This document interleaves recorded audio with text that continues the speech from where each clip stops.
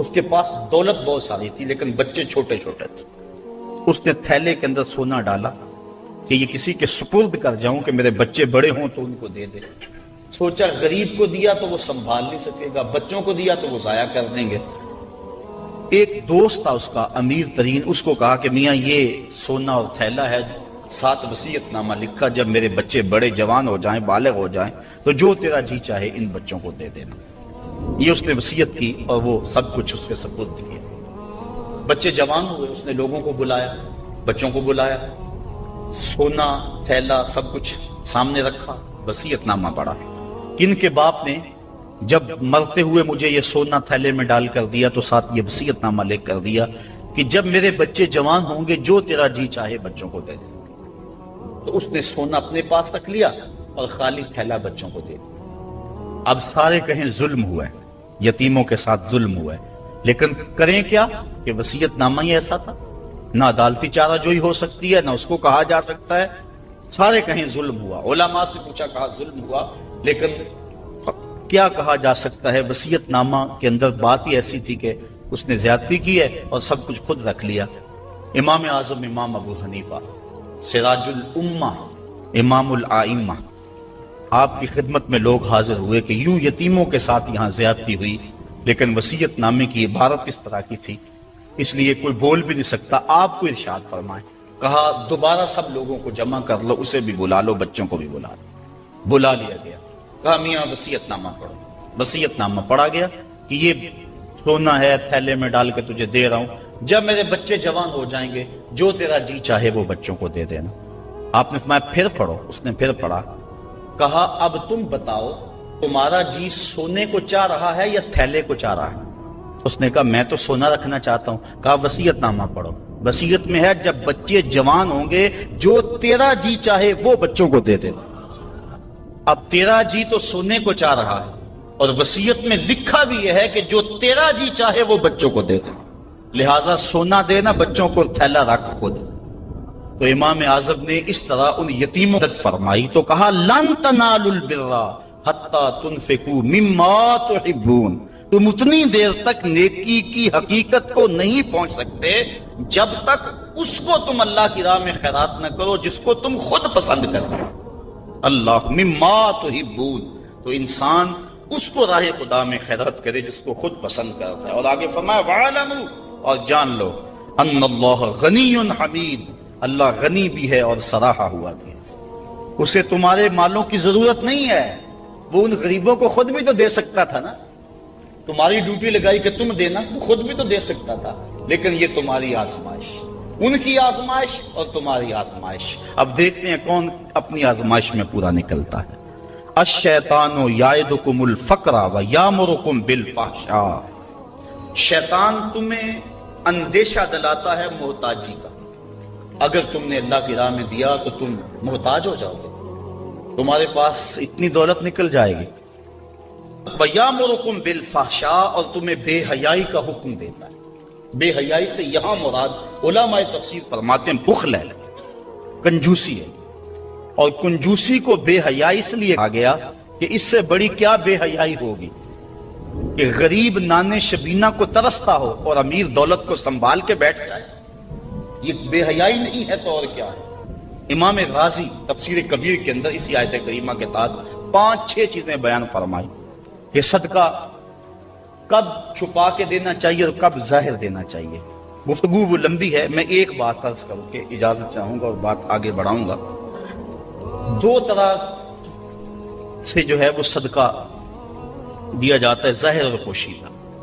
اور اس میں اگر کسی شخص کو آپ دے رہے ہیں، کسی ذات کو دے رہے ہیں، تو پھر اس وقت مستحب اور بہتر یہ ہے کہ آپ چھپا کے دیں. کسی کی مدد ذاتی طور پہ کر رہے ہیں، غریب ہے، بیوہ ہے، یتیم ہے، تو پھر اس کی غربت کا اشتہار نہ لگائیں، پھر بہتر ہے کہ چھپ کے دیں. اور آقا کریم نے فرمایا 7 اشخاص قیامت کے دن اللہ کے عرش کا ٹھنڈا سایہ پائیں گے جب کوئی سایہ نہیں ہوگا. ان میں ایک شخص یہ فرمایا وَرَجُلٌ تَصَدَّقَ بِصَدَقَةٍ فَأَخْفَاهَا حَتَّى لَا تَعْلَمَ شِمَالُهُ مَا تُنْفِقُ يَمِينُهُ، وہ آدمی جس نے تنہائی میں صدقہ دیا اور اتنا خفیہ دیا کہ جو دائیں ہاتھ نے کیا وہ بائیں کو خبر نہ ہو. فرمایا کل قیامت کے دن جب کوئی سایہ نہیں ہوگا اللہ اسے اپنے عرش کا ٹھنڈا سایہ نصیب ہوگا، اور جو عرش کے سائے تلے ہوگا قیامت کی تکلیف سے محفوظ ہوگا، جو عرش کے سائے تلے ہوگا وہ قیامت کی پریشانیوں سے محفوظ ہوگا، جو عرش کے سائے تلے ہوگا اس کو جام کوثر ضرور دیا جائے گا، اور جو ایک گھونٹ بھی پی لے گا 50,000 سال کے دن میں اسے کبھی بھی پیاس نہیں لگے گا۔ تو جس نے اپنے صدقے کو خفیہ دیا، دائیں نے دیا بائیں کو خبر نہ ہو، اللہ اکبر۔ بلکہ علماء اس کی تشریح میں لکھتے ہیں کہ جس کو صدقہ دیا جا رہا ہے بہتر ہے کہ اس کو بھی خبر نہ ہو، اس انداز سے اس کے گھر میں پھینکاؤ کہ اسے بھی پتا نہ ہو کہ میرے اوپر کون مہربانی کر گیا۔ اللہ اکبر۔ اگر ایسا ہو تو یہ انتہائی خفیہ حالت ہے۔ اللہ اکبر اللہ اکبر۔ تو کہا کہ اگر تم صدقہ خفیہ دو تو وہ بھی تمہارے لیے بہتر ہے، اور اگر تم ظاہر دو تو ظاہر دینا کس وقت مستحب ہے، جس میں کسی شخص کی ذات کا معاملہ نہ ہو۔ مثال کے طور پہ مسجد کے لیے فنڈ مانگا جا رہا ہے، دارالعلوم کے لیے مانگا جا رہا ہے، کسی ہاسپٹل کے لیے مانگا جا رہا ہے، کسی اور رفائی کام کے لیے مانگا جا رہا ہے، لہٰذا وہاں آپ اس نیت سے کہ اگر میں اٹھ کے اعلان کروں گا تو میرے دیکھا دیکھی کئی اعلان کریں گے، لہٰذا مدد ہو جائے گی۔ تو آقا کریم نے ایک مرتبہ جہاد کے لیے فنڈ مانگا تو ایک صحابی نے جلدی سے آغاز کر دیا، اس کو دیکھنے سے باقی بھی اٹھ کھڑے ہوئے۔ تو آقا کریم نے اس وقت فرمایا تھا من سنہ فی الاسلام میں سنتن حسنتن فلہ اجرہا، جس نے اسلام میں ایسے اچھے طریقے کو رائج کیا اللہ تعالیٰ اس کو اس کا اجر عطا فرمائے گا، اور اس کے دیکھا دیکھی جس نے اس کام کو کیا اللہ اس کا اجر بھی سے عطا فرمائے گا۔ تو اس نیت سے اگر ظاہر کر لیا جائے تو وہ زیادہ فضیلت والا ہے۔ دوسرا، اگر آپ خفیہ کی بجائے اعلانیہ کرتے ہیں تو اس سے آپ کے نفس پر ریاکاری کا امکان پیدا ہو جاتا ہے، تو پھر بہتر یہ ہے کہ ریاکاری سے بچنے کے لیے خفیہ صدقہ کیا جائے تاکہ اللہ تعالیٰ آپ کی اس عمل کی برکت آپ کو نصیب فرمائے، ورنہ ایسا ہوگا کہ ریاکاری سے سب کچھ برباد ہو جائے گا۔ آگے ارشاد فرمائے وَيُكَفِّرُ عَنْكُم مِّن سَيِّئَاتِكُم، اگر تم اللہ کی راہ میں چھپ کے یا ظاہر صدقہ کرو گے تو اللہ کے نزدیک وہ بہتر ہے، اور وہ اس سے تمہارے گناہوں کو اتار دے گا، یعنی صدقہ دینے سے جو ہے وہ گناہ مٹتے ہیں۔ واللہ بما تعملون خبیر، اور جو تم کر رہے ہو اللہ اس کو دیکھ رہا ہے۔ نہیں کسی نے دیکھا، جس کو تم نے دیا اس نے بھی نہیں دیکھا، کسی کو نہیں کانوں کان خبر ہوئی، لیکن جس کے لیے دے رہے وہ تو دیکھ رہا۔ اللہ اکبر۔ یہ اپنی اپنی نیت پر منحصر ہے کہ کس کی نیت کیا ہے۔ لیس علیک ہداہم ولکن اللہ یہدی من یشاء، اے حبیب آپ کے اوپر لازم نہیں ہے کہ ان کافروں کو جو ہے وہ آپ ہدایت دیں، بلکہ اللہ جس کو چاہتا ہے ہدایت دے دے۔ یہ کفار کو صدقہ دینے کے جواز پر آیت نازل ہوئی۔ صحابہ صدقہ اپنا دیتے تھے، اپنوں کو مسلمانوں کو بھی، لیکن ان کے رشتہ دار کافر بھی ہوتے جو پریشان ہوتے، تو دل میں آتا یہ کافر ہیں، تو اللہ تعالیٰ نے اجازت دی کہ ان کو بھی آپ دے سکتے ہیں۔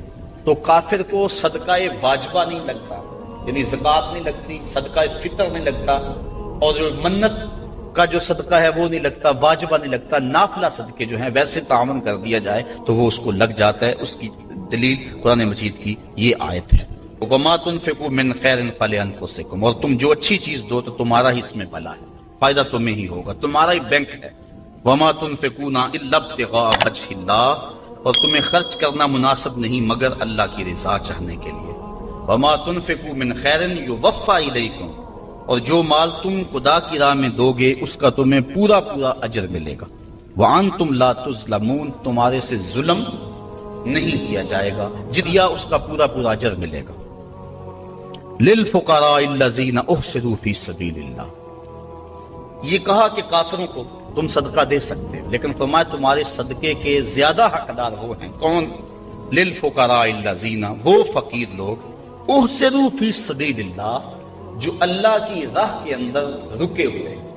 اس سے مراد احسروا فی سبیل اللہ سے مراد مفسرین نے اصحاب صفہ لیے ہیں۔ یہ 400 کے قریب صحابہ تھے، 300 سے لے کر 400 تک ان کی تعداد مختلف روایات میں آئی ہے، جو مسجد نبوی میں رہتے تھے۔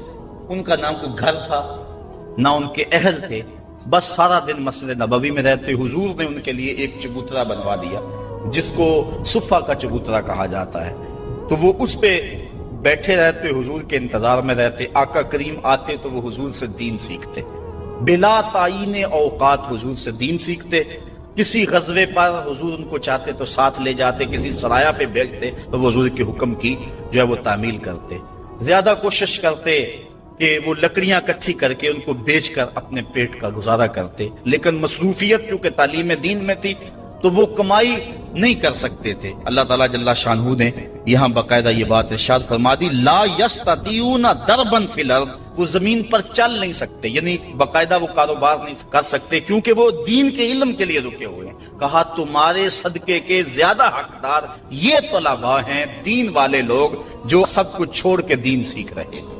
یحسبہم الجاہل اغنیاء من التعفف، سوال نہ کرنے کی وجہ سے اس کو ناواقف آدمی سمجھتے ہیں یہ تو بڑے ٹھیک ٹھاک ہیں، یہ تو غنی ہیں، کیونکہ ہر بندہ اندر نہیں جھانک سکتا۔ وہ کیا کسی نے کہا تھا نا، ہستی پلکوں کے نیچے غم بھی پلتے ہیں، ہستی پلکوں کے نیچے غم بھی پلتے ہیں، مگر کون دیکھتا ہے اتنی گہرائی میں۔ تو وہ بظاہر ان کے چہرے مورے ایسے ہیں کہ لگتا یہ ہے کہ یہ بڑے ٹھیک ٹھاک، ضرورت ہی نہیں ہے، لیکن مالداروں کے اوپر لازم ہے کہ ان کو بھی تلاش کریں جو مانگتے نہیں، اور ان کے گھر جا کے ان کی اعانت کر کے آئیں۔ اللہ نے اپنے محبوب سے مخاطب کر کے کہا، تعرفہم بسیماہم، محبوب تو ان کی پیشانیوں سے پہچان لیتا، لوگ نہ جانے تجھے تو پتا ہے۔ حضرت ابو ہریرہ رضی اللہ تعالیٰ عنہ باہر آ کے بیٹھ گئے، کہتے مجھے بھوک بڑی لگی ہوئی تھی اور اتنی بھوک کہ گزارا نہیں ہو رہا تھا، بیٹھا نہیں جا رہا تھا۔ میں نے کہا کوئی آدمی گزرتا میرے چہرے کو دیکھ کے پہچان لے گا۔ پھر ایک صحابی آئے، میں نے ان سے ایک مسئلہ پوچھا، وہ مسئلہ بتا کے چلے گئے۔ دوسرے آئے، میں نے قرآن کی آیت کے بارے میں پوچھا، وہ بتا کے چلے گئے۔ پھر دل و قلب و نگاہ کے مرشد اولین آ گئے۔ میں نے حضور سے مسئلہ پوچھا، حضور نے کہا ابو ہریرہ بھوک لگی ہوئی ہے؟ میں نے کہا ہاں حضور بھوک لگی ہے۔ پوچھا مسئلہ؟ آقا کریم میں بھوک لگی ہے، ہاں حضور بھوک لگی ہے، مسئلہ ہی یہی تھا۔ کہتے ہیں آ جاؤ میرے ساتھ آ جاؤ۔ پھر وہ روایت آپ علماء سے سنی کہ حضور اندر چلے گئے، اجازت دی۔ حضرت ابو ہریرہ فرماتے ہیں میں دیکھا دودھ کا ایک پیالہ پڑا، کہا ابو ہریرہ جاؤ جو صفہ پہ بیٹھے ان کو بھی بلا لاؤ۔ میں سوچا وہ تو 70 ہیں اور دودھ کا پیالہ ایک، لیکن حضور کا حکم تھا، میں بلا لایا، کہا اب ان کو پلاؤ۔ کہا پریشان تھا لیکن جب پہلے نے پیا ایک بھی کم نہ ہوا۔ میں سمجھ گیا حوض کوثر کی نہروں سے کنیکشن جڑ گیا ہے۔ کہا کہ ان سب کو پلاؤ، کہا ایک نے پیا، پھر دوسرے نے پیا، 70 آدمی دودھ پی گئے۔ اللہ اعلیٰ حضرت فرماتے ہیں ہاں جناب ابو ہریرہ کیسا تھا وہ جام شیر جس سے 70 سالوں کا دودھ سے منہ بھر گیا۔ اللہ اکبر۔ کہتے ہیں پھر حضور نے مجھے پلایا، کہا اور پیو اور پیو، حتیٰ کہ میں سراب ہوا، حضور اب نہیں پیا چاہتا۔ پھر آقا کریم وہ پیالہ لیا۔ استاذ المکرم فرمایا کرتے تھے یہ تو دیکھتے ہو کہ ایک دودھ کا پیالہ 70 کے لیے کافی ہو گیا، یہ بھی تو دیکھو کونین کا سردار اور 70 کا جوٹا پی رہا۔ اس پہلو پہ بھی ذرا نظر جائے۔ اللہ اکبر۔ تو کہا محبوب تم تو جانتے ہو ان کے چہروں سے، اللہ اکبر، کہ وہ لوگوں سے سوال نہیں کرتے۔ لا یسألون الناس الحافا، وہ لوگوں سے لپٹ کر سوال نہیں کرتے، بڑے خوددار ہوتے ہیں۔ عموماً ایسے لوگوں کی تلاش بڑی ضروری ہے کہ جو لوگوں سے سوال نہیں کرتے، ورنہ ہم نے دیکھا ہے کہ جو لوگ مانگنے والے ہیں، سوال کرنے والے ہیں، وہ تو لاکھوں روپے جمع کر لیتے ہیں، اور جو بیچارے عزت نفس کا لحاظ رکھنے والے ہوتے ہیں ان تک کوئی بھی نہیں پہنچتا۔ آپ دیکھ لیں اپنے معاشرے کے اندر سروے کر کے دیکھ لیں، یہ ہماری ذمہ داری ہے، محروم تک بھی پہنچنا اور سائل تک بھی پہنچنا۔ اور یہ بات ذہن میں رکھیں کہ سوال کرنا یہ مومن کی شان نہیں ہے، بلکہ حضرت سیدنا صدیق اکبر جا رہے تھے تو آپ کا کوڑا گر گیا، گھوڑے سے اترے اور نیچے سے اٹھایا اور پھر بیٹھے۔ خادم نے عرض کی حضور آپ فرما دیتے میں اٹھا کے دے دیتا۔ کہا حضور نے سوال کرنے سے منع کیا، اس لیے میں نہیں سوال کرنے کی ہمت رکھتا۔ یہاں تک جو ہے وہ ہمارے جو ہے وہ اسلاف جو بزرگ جو ہیں صحابہ اس کا خیال رکھتے تھے۔ کچھ اعمال ایسے ہیں کہ ان کا سلسلہ ختم ہی نہیں ہوتا، ان میں سے ایک صدقہ جاریہ ہے، اور ایک حدیث میں اس صدقہ جاریہ کی تفصیل موجود ہے، جیسے کسی نے مسجد بنائی، کسی نے نہر کھدوائی، کسی نے کنواں کھدوا دیا، کسی نے قرآن مجید کو لوگوں تک پہنچا دیا، علم کی نشر و توبیع کی۔ تو یہ وہ اعمال ہیں جو صدقہ جاریہ کی صورت میں ہیں اور یہ ختم نہیں ہوتے. مجھے اور آپ کو صدقہ کی مختلف صورتیں وہ اختیار کرنی چاہیے. کھانا کھلانا بھی صدقہ ہے، لباس پہنانا بھی صدقہ ہے، حتیٰ کہ جو کمائی کر کے تم بیوی کے منہ میں رکھتے ہو وہ بھی صدقہ ہے، اپنے بچوں پر جو خرچ کرتے ہو وہ بھی صدقہ ہے. تم نے کھیتی لگائی اور چڑیاں آ کر کے دانے چگ گئیں، اللہ وہ بھی صدقے کے کھاتے میں لکھ رہا ہے. اللہ اکبر. تو صدقے کا بہت وسیع مفہوم ہے. کچھ دینے کے لیے نہیں ہے. کلمۃ طیبہ، اچھی بات کر دینا، یہ بھی صدقہ ہے. راستے میں پڑی ہوئی چیز کو اٹھا دینا، اس کو بھی کہا چھوٹی نیکی نہ سمجھنا. تو مختلف صدقے کی صورتیں ہیں اور سب ہمیں ادا کرنی چاہیے. لیکن ایک بہترین شکل صدقے کی صدقہ جاریہ ہے، اور وہ مسجد بنا دینا، وہ دارالعلوم بنا دینا، وہ نہر کھدوا دینا، وہ جو ہے وہ کنواں کھدوا دینا. حدیث میں آتا ہے جس طرح وہ آیت کریمہ نازل ہوئی، لن تنالوا البر حتى تنفقوا مما تحبون.